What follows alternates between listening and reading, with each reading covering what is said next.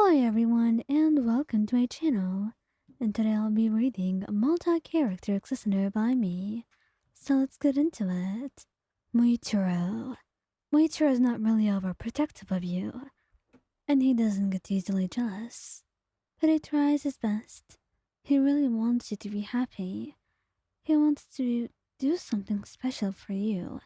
So that's why he will do his best to not focus on such insignificant people who try to ruin both your and his day.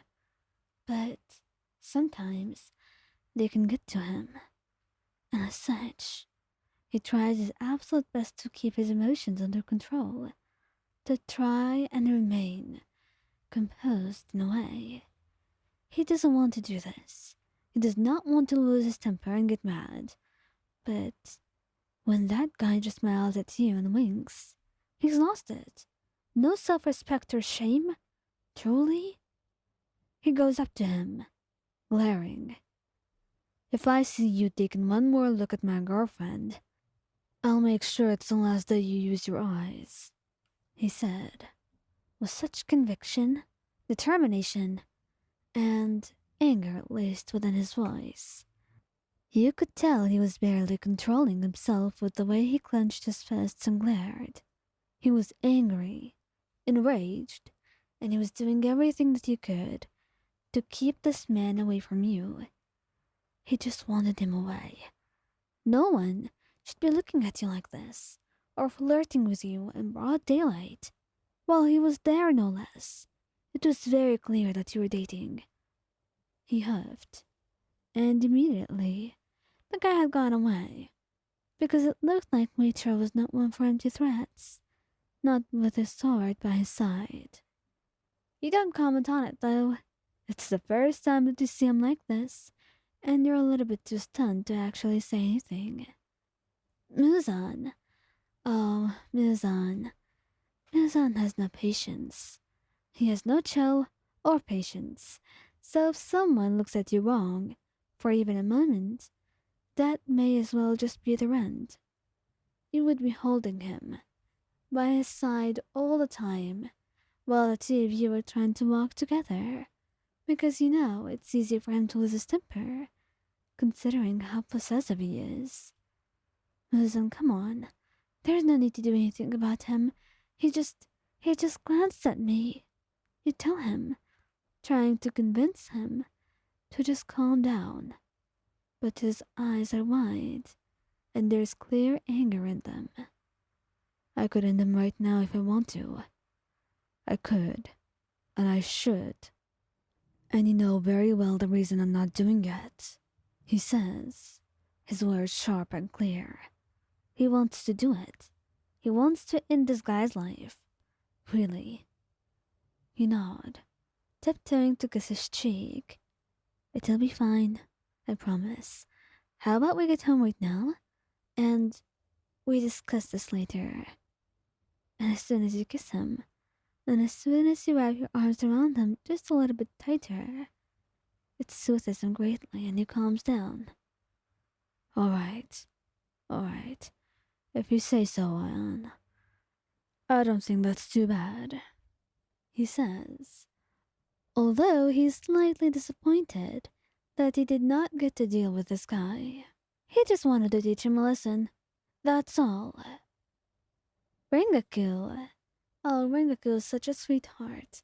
Most of the time, he pays no mind to whatever anyone's doing, as long as the two of you are okay and having fun. But this kind of goes into your lane, doesn't it? This person, this guy, giving you those disgusting looks. Rengoku was not alright with that. He wouldn't say he was a jealous man, but he was a protective one. Maybe there was a little bit of jealousy, but he was still protective, and he did not like the look that the man was giving you. And he was not one to just try to avoid problems and hope that they would solve themselves. He was more of a confrontational person, so he immediately went up to him and looked him dead in the eye, not breaking eye contact for even 1 second as he said it all. You see, This right here is my partner, and I've been noticing your dirty looks. So, if you don't mind, I'd ask you to be a little bit more respectful. And if you do not follow, I will just have to retaliate." He said that, all, with a wide grin right after. "I'm glad to make myself clear," he said, before turning away with you and wrapping an arm around your waist as he walked away. The man stunned and frozen in place, not really sure how to respond. Maybe because there wasn't really a way to respond to that. Was there? There simply wasn't. So that's why he didn't say anything. And that's why Rengoku was very happy that he got no response from him. Otherwise, it may have turned into something real bad. Tengen. Now, Tengen is very confident and very secure, so he's not really jealous. But he's very protective of you, and he does not like anyone just trying to get close to you in any way. So no wonder, when that guy keeps looking at you, he's already on edge. Because the way he's looking, well, Tengen understands, and you don't seem to notice that. But he doesn't say a thing about it, letting it pass, until he sees the man walking towards you. That's when he puts out a hand to stop him, making him pause back in his place. "I think you're quite mistaken to walk here. However, I won't do anything. This is just a warning. That's my partner you're trying to flirt with, so you may as well go back." And the man feels because he's been found out. Really, he didn't want to be found out, and he thought he could get by. And Tengen was no fool. He watched him back away, and then when he turned your back towards him, tilting your head in confusion because he didn't hear everything, he just shakes his head. "It's nothing to worry about. Come on. What did you want to show me? This dress?"